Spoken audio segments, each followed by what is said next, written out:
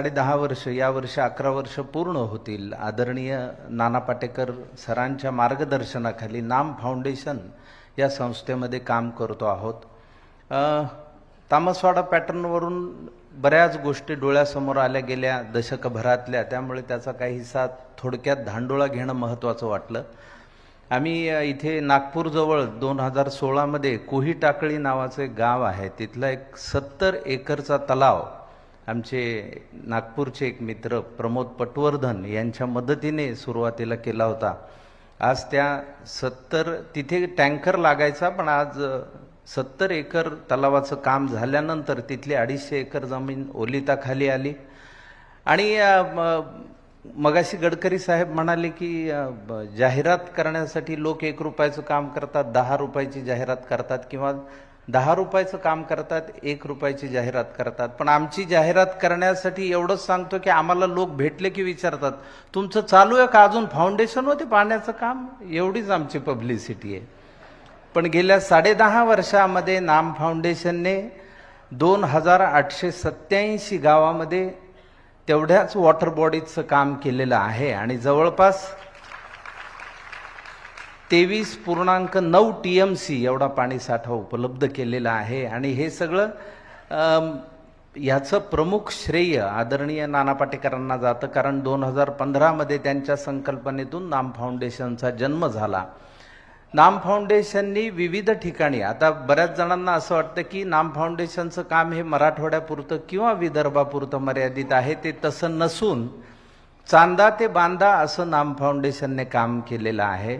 अगदी विदर्भातलंच फक्त सांगायचं झालं तर 374 ठिकाणी नाम फाउंडेशनने काम केलेलं आहे आणि चालू आहे विदर्भातल्या 10 जिल्ह्यांमध्ये.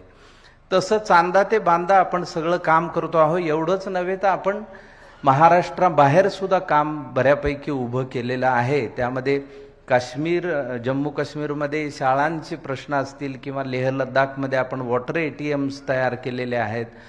हुतात्मा जवानांच्या पत्नींना त्यातून रोजगार मिळावा, त्यातून पैसे मिळावे या उद्देशाने आपण ते सुरू केलेलं आहे. आपण केरळामध्ये काम केलेलं आहे, मध्य प्रदेश, उत्तर प्रदेश, आसाम, सगळीकडे नाम फाउंडेशनचं काम सध्या चालू आहे.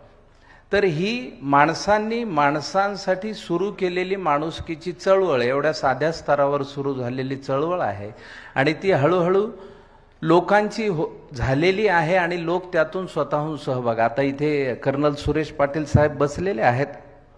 त्यांच्या ग्रीन थंब नावाच्या संस्थेच्या बरोबरीनं आम्ही काम केलेलं आहे. खडकवासला धरणामधला गाळ पुण्यामधला आम्ही काढला आणि 55 मीटरच्या पेरीफेरीमध्ये सगळी माती तिथे टाकून एक छान असं झाडं लावली आणि आज तिथे इतकी बायोडायव्हर्सिटी आहे. पक्षी येतात, मधुमाशा येतात, प्रेमी जीव पण येतात. कुणाला खात्री करून घ्यायची तर त्यांनी खडकवासला डॅमच्या 55 किलोमीटर पेरीफेरीत एक परिक्रमा करावी, म्हणजे त्यांनाही ते लक्षात येईल. तर मुळात काम सुरू केलेलं आहे, पाण्याविषयीचं काम आहे. पण मूळ प्रश्न असा आहे की या देशामध्ये राहणाऱ्या शेतकरी बांधवाला न्याय मिळणं ही त्यातली सगळ्यात महत्त्वाची गरज आहे. आज एवढं काम करत असताना सुद्धा विदर्भामध्ये शेतकऱ्याला जर आपली किडनी विकावी लागत असेल कर्जापोटी आणि कांद्याच्या दराला जर मार्केट मिळत नसेल शेतकऱ्याला, तर त्याच्यासारखं दुर्दैवी गोष्ट नाही. आपण आपल्या कामाचं कौतुक किती करणार आणि कुठपर्यंत करणार. पण ही एकल मंडळी जी आहे, ज्यांच्या त्या समस्या आहेत त्यांच्यापर्यंत पोहोचणं हे आपल्या सगळ्यांचं आद्य कर्तव्य आहे असं मी मानतो. सगळ्यात महत्त्वाचं म्हणजे आपण एकल पद्धतीने जे काम केलंय. आता राठोड साहेब यवतमाळ जिल्ह्याचे आहेत म्हणून तुम्हाला सांगतो की कैलास चव्हाण नावाचा एक शेतकरी यवतमाळ जिल्ह्यामध्ये होता. त्यांनी 3 वेळा आत्महत्येचा प्रयत्न केला.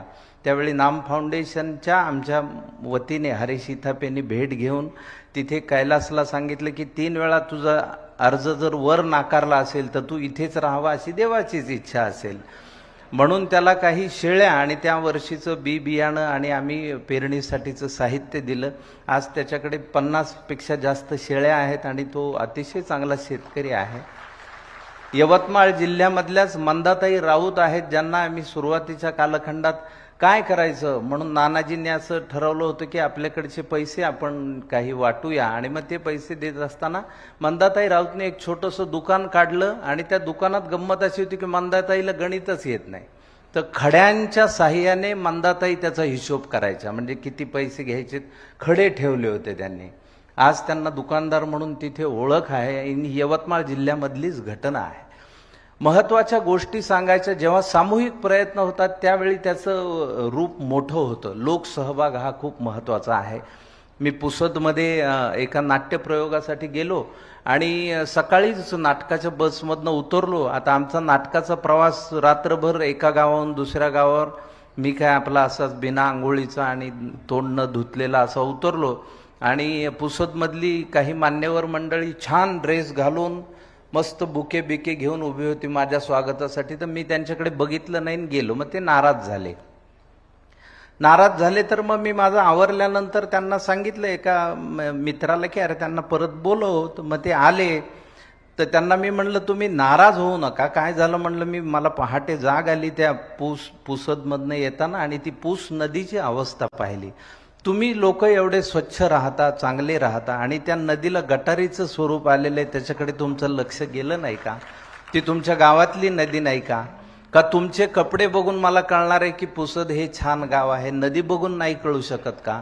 असं मी त्यांना एक अपील केलं. त्यानंतर पुसदमध्ये एक मोठी लोक चळवळ उभी राहिली. नाम फाउंडेशनच्या साह्याने पूस नदी आज खोलीकरण आणि रुंदीकरण तिथलं झालेलं आहे. तर माझा एक मित्र आहे प्रेषित रुद्रवार, त्याचे वडील उत्तम रुद्रवार हे चांगले साहित्यिक आणि चांगले शिक्षक आहेत. तर रुद्रवार सरांनी सांगितलं की पूर्वी आम्ही आमच्या लहानपणी ज्या ठिकाणाहून नदीत उडी मारायचो ते ठिकाण आता आम्हाला दिसतंय, तिथून आम्ही पुन्हा उडी मारू शकतो, इतकं ते पाणी आलेलं आहे आणि इतकी ती नदी चांगली झाली. त्याबद्दल त्यांनी फोन करून माझं अभिनंदन केलं होतं. मी म्हणलं हे सगळं श्रेय